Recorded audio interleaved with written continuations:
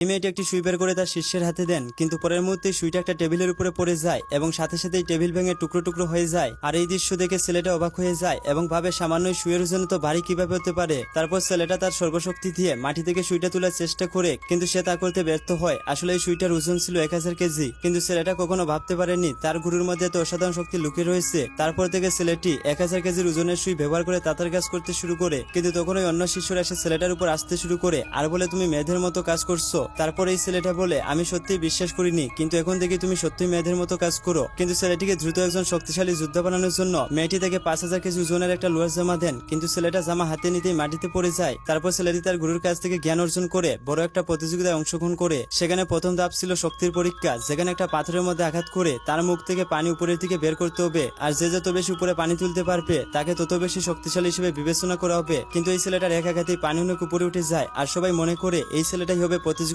বিজয়ী। কিন্তু তারা জানতো না এখনো একজন প্রতিযোগিতায় অংশ নেওয়ার বাকি রয়েছে। পরের বার দেখার জন্য ভিডিওতে লাইক করো।